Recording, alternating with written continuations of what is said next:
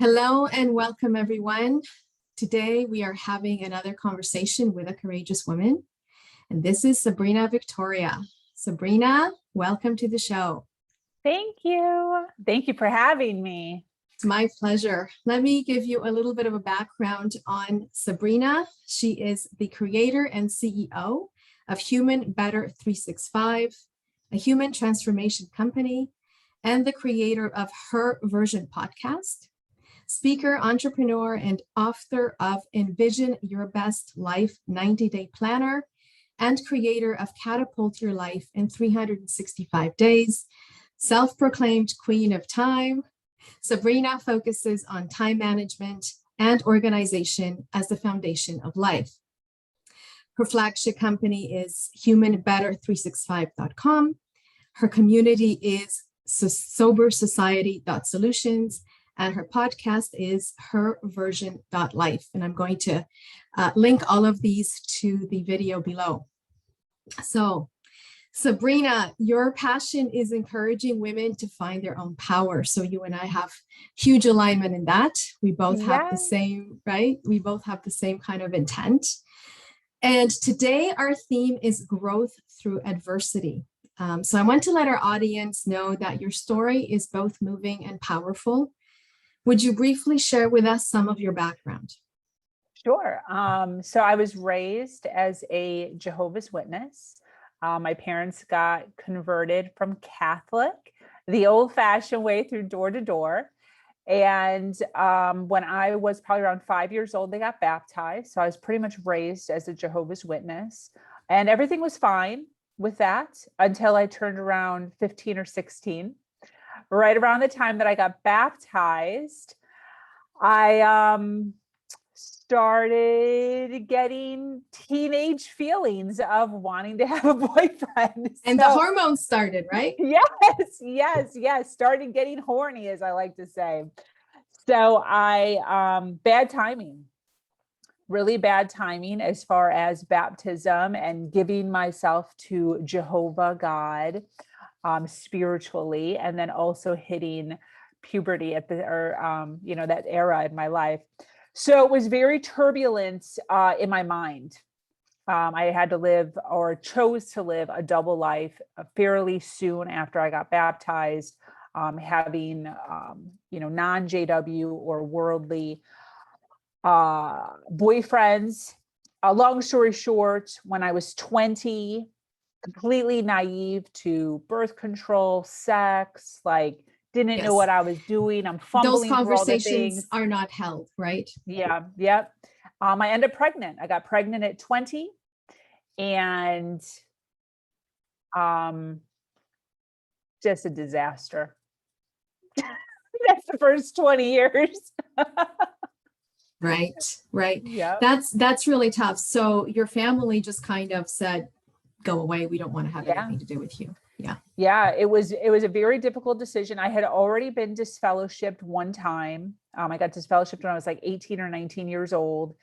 And I actually confessed to myself. I was just feeling very blood guilty. So I went to the elders at the congregation myself and turned myself in. I was disfellowshipped for about 6 months. Like you were a criminal. Yeah, it was very interesting, though, for me, my story. I actually really got good with God at that point. I did all of my studies. I was reading the Bible. I was highlighting. I was diving into the religion wholeheartedly. And when I got reinstated that first time, I really got reinstated. I was 100% in at that point. Right. And then it wasn't soon after that, as you can tell, a year or so later, I ended up pregnant. So, and again, obviously had to come forward myself because I'm pregnant. You can't really hide that. And got disfellowshipped for a second time. And it was interesting because my dad had a complete and utter just spaz. When he found out. I didn't tell them until I was 4 or 5 months pregnant. It was obvious. I was a size 2 at that point. So 4 or 5 months pregnant, you're kind of showing a little bit. I'm throwing up in the bathroom. My mom's not dumb, So they pulled me outside. What's going on? I didn't even stutter. I'm like, I'm pregnant. My dad had a total meltdown, like ridiculous. And my mom was more consoling, but my dad kicked me out of the house. He's like, get out now. Don't contact us. Don't ask us for money. That was like the biggest thing. Don't ask us for any money. And I still, to this day, I've never asked my parents for money. Don't contact your sister. Don't contact your brother. Leave. So I had no way of supporting leaving, yourself. Like that second, like couldn't leave that second. So I call my boyfriend, baby daddy, on the phone to come get me. He's there within 24 hours. Like we had to like work some stuff out. And then my parents kind of changed their tune and they were like, are you sure this is what you want to do? Do you want to stay? Blah, blah, blah. And it was already weird. Yeah. You know, it's already weird. I had already shamed their name before. Now I'm going to shame their name again. That's like embarrassing. I love my parents. I didn't want to do that to them again. Plus my dad said all this crap to me that was just super like rude. So it was just odd. It was uncomfortable. I don't know what I'm doing. I'm going 100 miles an hour. So I just left. And I guess that was my decision. So that was it. Complete contact from them was cut off. I had my baby 9 months later or whatever, 5 months later, and called them with the news like, hey, your first grandchild is born. No call, no message, no nothing, no pickup. And that was it. The church, I started going back again. I started going back to the Kingdom Hall with the baby daddy. And within a very short amount of time after that, they pulled me aside and they said, hey, listen, you either need to marry this man or dump this man. You can't be playing house because you're confusing the congregation. Right. So again, out of just complete desperation, I now have a baby. We have no money, just like utter despair, trying to get my relationship back with my parents. I don't know how to be a mom. I'm crying all the time. I'm like in this state of sinner. I dumped the husband who's like half paying for all my bills, like an idiot, just so dumb and naive because I'm just solely focused on God and the religion and my parents. So the boyfriend gets mad, daddy gets mad, and he just runs away, just like literally leaves the state. And so then I'm stuck with a baby, rent, car, phone, on a minimum wage job, no parents. The church doesn't help. Like Jehovah's Witnesses don't come, and like the Catholic Church, for instance, who like helps. They don't do nothing. They did nothing for me. So I'm living paycheck to paycheck, eviction notices at my apartment door, trying to make all the meetings with no gas. I'm like literally digging in my cushions for like pennies, trying to get gas to go to work and the Kingdom Hall. Just a complete mess. Suicidal thoughts, wanting to like throw my son out the window because it's all his fault. Postpartum, probably up the wazoo, anxiety, depression. I don't know what's going on. And just a complete disaster. Complete disaster with something that is supposed to be like a miracle, you know? And something beautiful, a beautiful experience to be pregnant, right? Yes. So unfortunately for you, it wasn't like that, but you have turned everything around, obviously, and you raised your son on your own, and you have created some really amazing things in your life. And that took a lot of courage. So after all the craziness with your parents and being literally torn in two, because you were torn between what to do with the baby's father and your family and which one do you, so traumatizing that, but you have overcome so much, which is why, you know, our theme today is growth through adversity, right? You just, that honed you into this amazing powerhouse that you are today. I mean, so you've chosen to focus on time management as your tool to help others. And why did you choose that? Well, it started out with health and fitness is what it started with. And what happened was I was diving into health and fitness like 10 or plus years ago. And I was getting clients. However, I was staying healthy and fit, and they were staying healthy and fit for like a few months and then would like not be healthy and fit anymore. And I was like, why is this happening? Why can't I keep people on this side of the fence to like take this long term? Right. And I started to realize that I was doing something that they weren't doing. I was at the same time simultaneously reading books on mental health and emotional health because I was trying to figure out my own life at the same time. Yeah. So I started to realize, hey, it's not physical. It actually starts with mental and emotional. So I started to dive into mental and emotional health, opened up coaching for that arena, took classes, got certified. And the next excuse that hit me was, that's all fine and dandy, but I don't have the time. I don't have the time to take a class. I don't have the time to invest in that. And so I started to realize again that there's another level. There's a whole thing that nobody talks about. That's probably like, the biggest excuse, right? Is time. Yes. We as humans were never taught how to manage our time and organize our life. We like buy all this stuff. We don't have a place for this stuff. We spend so much time cleaning our stuff and like taking care of our stuff.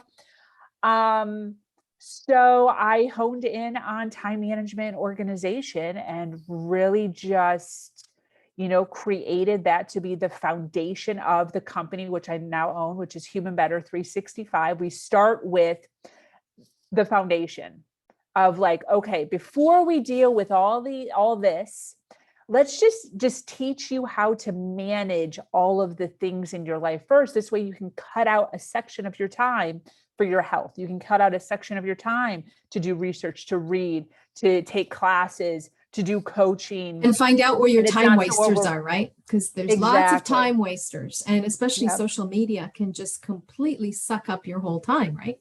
Yep. It's very easy to fall into that. Right. Okay. So that's very interesting because I was very curious why you chose that, but that actually kind of evolved out of everything else that you were doing. Yeah. So now it's become your foundation where you build on top of that, everything else that you do. Wow. Yeah. Cool. So there's, I'm working on 62 levels of education, and obviously mental and emotional health is in there. Physical health is in there. But the very first level is time management organization. Then it kind of goes up from there. Yeah. And you have like 3 big projects on the go, which I mentioned at the very beginning. And you shared with me that you do most of that work yourself, which is, again, really phenomenal. So tell us, can you tell us about your 3 projects? Yes. So, well, like you mentioned, Her Version Life is my podcast. I host 3 podcasts every single week, Tuesdays, Wednesdays, and Thursdays, with females who do storytelling. So stories of inspiration, stories of hope. I believe that we're all teachers and we're all students at the same time. So I bring on guest speakers onto the podcast to be able to share some of their journey in order to give hope to people who are dealing with struggles. When I was dealing with it came because of my own story. When I was dealing with my own story, I just needed somebody to like bounce my words off of like, I'm sad and I can't do this. And are these feelings of wanting to jump out my window or natural and normal? Drive my car off a bridge. Is this normal? But I didn't have a community to do that. So that's where this is coming from. We're a Facebook group, we're a podcast, we're a YouTube channel, and eventually, conferences, her conferences, to be able to bring women together to share and exchange stories and hope. I love that so much. This is why I do these interviews with courageous women. This is exactly for the same reason, for inspiration and to show women that there is another way, and don't get stuck in the crap, because there is definitely another way. And so many women have overcome their challenges and struggles and have risen to like amazing places like you have. So that's why when I saw you, I thought, oh, I definitely have to interview this lady. She's really something very outstanding. You're welcome. Thank you. It actually started, the reason it started is when I was in my struggle, my darkness, I did a Google search because I was looking for inspiring stories. And I simply put in Google most inspiring speakers because I wanted to listen to some sort of podcast or book or audiobook to be feeding my mind. and most inspirational speakers, not male or female, just most inspirational. And it was man after man after man after man. And I think I was like on page, like, it was like 62 men or something, or like 50 men before there was one woman. And I didn't even know who the woman was.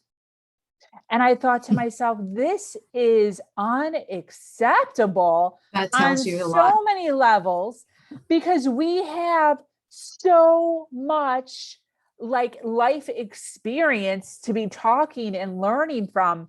So Yes. this idea of one day I am going to create a platform where women can speak, that's where it started from. So that, in conjunction with my own story, just kind of meshed together into this just beautiful podcast. And it's me actually trying to push my women up into that Google search of, you know, let's get some women filtered in there. Yes. Because we have stories to share too, you know, and we have amazing stories to share. And I'm really looking forward to being on your podcast later this month, actually. Yeah. Fabulous. So tell me about the other two projects you have. Yeah. So Sober Society is all about the I am statement. So for those of you or yourself who are familiar with alcoholism predominantly, all of them actually, but when you go to these meetings, these like 12-step meetings, Yes. one of the biggest things they have you do is say, I am, for instance, an alcoholic. And I think that's just a load of shit. So I created Sober Society with my fiance, who's also sober. He's 14 years sober. I'm like 15, 16, 17, I don't know, a lot of years sober.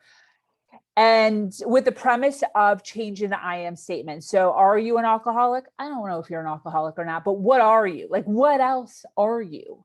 And really diving into who you are as a person and being able to reignite your own identity outside of the substance that you decided to abuse.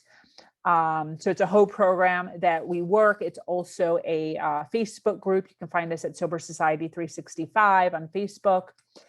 And it's all around the premise of having fun, joy, and within your sobriety, because a lot of times people think that sobriety is boring, and reevaluating your I am statements. So really diving deep for who you are besides that one thing. Yeah, exactly. Yeah. Because that's what a lot of these people have been in and out of rehab so much. They have now been identified by their friends and family and by their world as just like a mess. Yeah. And it's like, well, what other than that, that's cool. But other than that, what else? So not saying you aren't a mess or you aren't an alcoholic, that's fine. You can keep those, but what else? And that's what we not try all to do you are. is exactly what we try to do is make those I am statements, those other ones so loud and so bright that these negative ones kind of get pushed aside. And the other ones kind of come to light and really brighten up their future. That's very creative. I haven't heard that kind of approach before with any kind of substance abuse, because it's all about acknowledging that you are addicted or alcoholic or whatever. So that's a very interesting approach. Very cool. And then of course you talked about your flagship coaching practice. Yeah. Yep. Human Better 365. And then all of that is under. So they all kind of feed into each other. And the things that we work with my female community and sobriety is also through the same curriculum as Human Better 365. They're just like two small niches that we're passionate about. Yeah. Wow. So your passion is to encourage women to find their own power.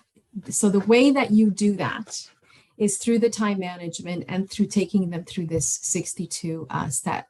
Is it 62 steps or? Soon to be, not quite yet. I have 6 so far. Okay. But I have the whole curriculum written out, and so it's a course, it's a program. It's going to be an entire curriculum. I'm envisioning almost a university-like atmosphere where you're engaging and you're taking classes up to a master. So like a master's degree in being a human or humanine, because I use human as a verb. So human better, human, like run better, human to human. That's an incredible vision. That's an incredible vision. we're not taught these things in school. We're not taught these things we're in not. church. We're not. And I can't even, like, I think now of how far I've come mentally, emotionally. I feel so much empathy towards people who are not getting this education. And so one of my ways of doing it is just to continue to pull, individuals into the community, teach, so that they can then, preach Spread the word. yes, the goodness Yeah. of a different way of thinking And viewing of yourself and viewing life being. and opportunity Yeah, and so on. yeah, Wow, yeah. that's really beautiful. Thank you. A couple more questions. So would you tell us some tips and tricks of how to get more done without burning ourselves out? Because I know we're constantly adding to the plate and sometimes Yeah. it just kind of overflows, but I'm sure that you know some tips and tricks to make that a smoother, gentler process. Yeah. So one of the biggest things that I use as a component of this, it's the simplest to be able to explain here, is the myth of multitasking. So I was a multitasking fiend. I bragged consistently about how great I was at doing several different things at one point, until I dove into years ago how to manage my time and what that looks like. And what I realized was there is no such thing as multitasking. What there is starting, stopping, starting, stopping, starting, stopping, starting, stopping. And what happens is in between those starts and stops, when you think you're multitasking, there's actually minutes that are being lost in between the going back and forth that actually add up to a good 1 to 2 hours at the end of every day. Yeah, it's crazy. So if you take that into consideration and then multiply that by 7, I mean, you're missing 7 to 14 hours of actual work time. That's just poof out of nowhere. Yeah. So I work an exercise that it's kind of hard to do here, but I actually have people multitask quickly within like a 30-second time period where I have them go back and forth between 2 different things in their mind for 30 seconds. And they can visually realize that when they're concentrating on one thing, they can get it done within 20 seconds. But when they're going back and forth, it actually takes like 32 seconds or something crazy like that. Yeah. So that multiply helps that out. Exactly. And that's just with 30 seconds. So imagine doing that every single day, all day. It's just something simple, like going back and forth between a project and your email, a project and then your email. Your mind has to like recalibrate what you were doing to dive in, and then you get a phone call and things are pulling us. So what I teach is time blocking, and a lot of people know about that, but the difference is I first debunk or have them visually see how multitasking doesn't work. Then we go into why time blocking is so imperative. And that basically is telling you to time block certain parts of your day, and you don't do other things. Break the time block. So, a certain amount, depending on who I'm talking to. Sometimes I'm just talking to a mom.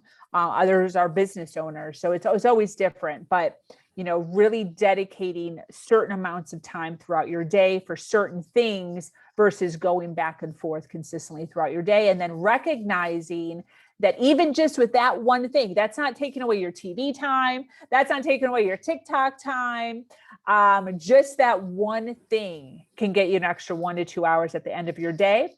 So then once we actually reanalyze your whole day, you're actually left a lot of times with a good handful of 3 to 5 hours, depending on who you are, of extra time of like, I don't have time to go to the gym, or I don't have time to start my side hustle, or I don't have time to do my passion, or, go on a date with my husband.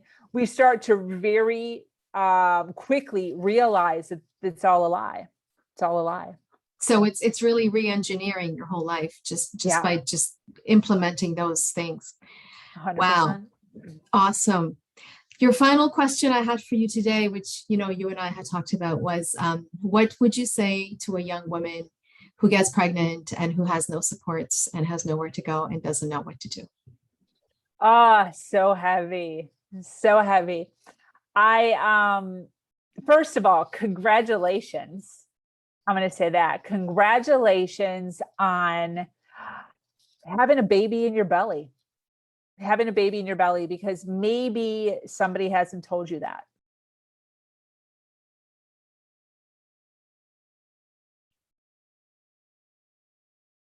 Nobody told me that. Nobody said, congratulations. Big deal. So it's an enormous deal, right? You're bringing life into the world. Yeah. So with that, no matter what people are saying, no matter what you are thinking, you now have an obligation.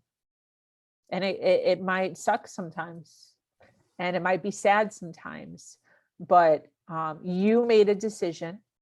And I know that that's hard to think of or to swallow sometimes, but that's the realization of it. You know, I made a decision to have sex with a man, and you made that same decision. You made that decision to have a baby, or to have sex, which created a baby.